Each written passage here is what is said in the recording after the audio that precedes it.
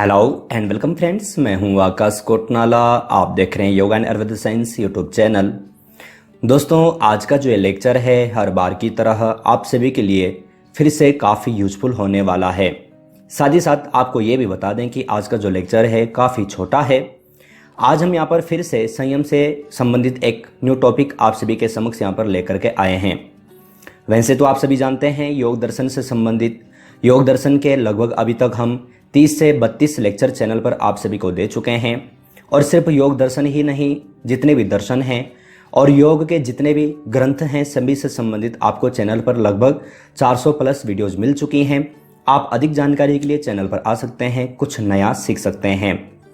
आज हम इसी सीरीज में आगे बढ़ते हुए आज हम यहाँ पर संयम का ही एक न्यू टॉपिक यहाँ पर उसके बारे में चर्चा करने वाले हैं। जैसे कि आपने देखा है, हमने पिछले 2-3 लेक्चर में संयम के बारे में पूर्ण रूप से चर्चा की है और आपने यूजीसी नेट के ओल्ड क्वेश्चन पेपर देखे होंगे, तो वहाँ पर संयम से संबंधित काफ़ी सारे प्रश्न आते ही हैं। तो ये हमें समझना जरूरी है, एक एक संयम के बारे में हमें अच्छे ढंग से समझना आवश्यक है। यहाँ पर आज हम जो जानने वाले हैं वह योग सूत्र में वर्णित जो संयम है उसके अंतर्गत हम यहाँ पर जानने वाले हैं कि योगी अंतर्धान कैसे होता है। इसके बारे में हम यहाँ पर चर्चा करेंगे कि योग सूत्र के अनुसार महर्षि पतंजलि ने योगी अंतर्धान कैसे होता है या कैसे हो सकता है, इसके बारे में क्या कहा है, ये हम यहाँ पर जानने वाले हैं। इससे पूर्व जैसे कि मैंने आपको पहले ही अभी कहा है कि इससे पूर्व हमने योगी किसी के चित्त की बात कैसे जान लेता है या फिर अपना पूर्व जन्म के बारे में कैसे जान लेता है, ये सब के बारे में हम चर्चा कर चुके हैं। तो सर्वप्रथम हम संयम जान लेते हैं। तो संयम मैंने आप लोगों को अलग से लेक्चर दिया है, संयम किसको कहा जाता है। तो हम जैसे ही योग दर्शन का तीसरा जो पाद है विभूति पाद, वहाँ पर अगर जो हम चौथा नंबर का सूत्र पढ़ते हैं तो एक सूत्र हमें पढ़ने को मिलता है, वह है त्रयम एकत्र संयम। तात्पर्य है किसी एक ध्येय विषय में तीनों का एक हो जाना ही संयम कहलाता है। अब ध्येय विषय अर्थात जिस पर हम चित्त को एकाग्र कर रहे हैं, और तीनों का एक अर्थात धारणा, ध्यान और समाधि, इन तीनों का एक हो जाना ही जब हम किसी ध्येय विषय पर धारणा, ध्यान और समाधि जब करते हैं तो वह हमारा संयम कहलाता है। ये आपको ध्यान में रखना है।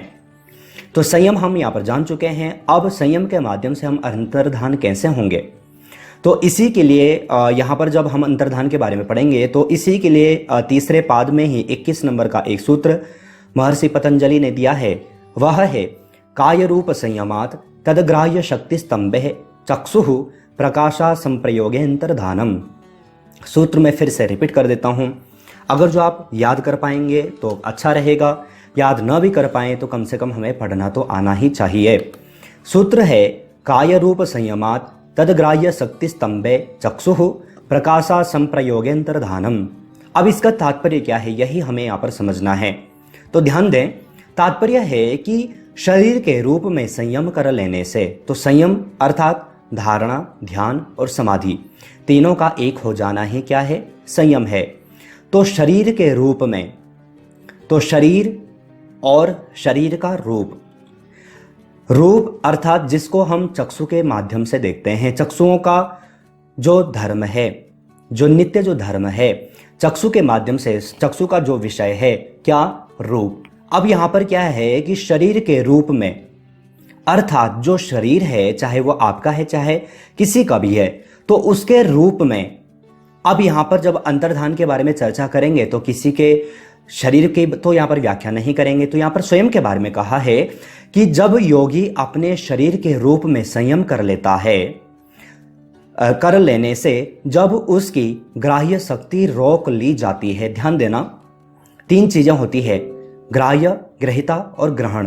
तीनों के बारे में मैंने आपको समझाया है, बताया भी है। तो यहां पर कहा है कि शरीर के रूप में संयम कर लेने से, तो संयम अर्थात वही धारणा, ध्यान और समाधि, जब हम शरीर के रूप में इन तीनों को कर लेते हैं तब क्या होता है कि जो शरीर है उसकी जो ग्राह्य शक्ति होती है, ग्राह्य अर्थात जो ग्रहण करने लायक है, ग्राह्य शक्ति है वह रोक ली जाती है। ध्यान देना है, तब चक्षु के प्रकाश का उसके साथ संबंध न होने के कारण योगी अंतर्धान हो जाता है। अब पूरा यहां पर ध्यान देना, कह रहे हैं, महर्षि पतंजलि कह रहे हैं कि अगर जो कोई भी योगी अगर जो अंतर्धान होता है या फिर अगर जो इस प्रकार की साधना अगर जो करता है तो वह किस प्रकार से अपने स्वरूप को या फिर अपने आप को अंतर्धान कर सकता है। तो उसके लिए यहाँ पर कहा है कि शरीर के रूप में जब योगी अपने शरीर के रूप में संयम कर लेता है तो संयम करने से क्या होता है कि हमारा जो शरीर है उसका जो रूप है उसकी ग्राह्य शक्ति रोक ली जाती है। तो ग्राह्य शक्ति अर्थात जो हम आंखों से देख रहे हैं वह शक्ति रोक ली जाती है।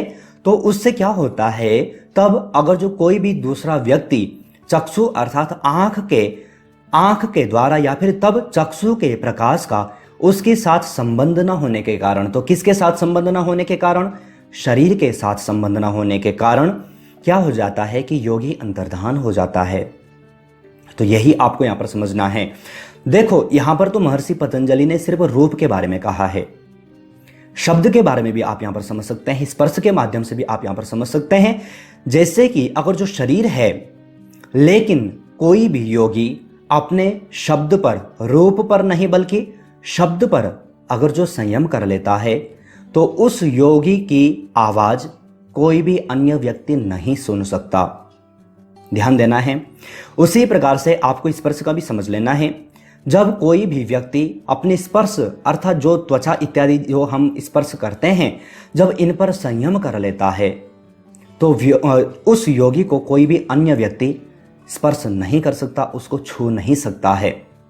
तो ये आपको यहां पर ध्यान में रखना है। अर्थात योगी अंतर्धान हो जाता है कब, जब वह योगी शरीर के रूप में संयम कर लेता है। और संयम करने से क्या होता है कि जो ग्राह्य शक्ति होती है वह रुक जाती है, और जब ग्राह्य शक्ति रुक जाती है तो अन्य व्यक्तियों के जो चक्षु हैं वह उसको देख नहीं पाते और योगी क्या हो जाता है, अंतर्धान हो जाता है। हमने ग्रंथों में पढ़ा है, पुराने अगर जो आपने पौराणिक साहित्य पढ़े होंगे तो वहाँ पर हमें देखने को मिलता है।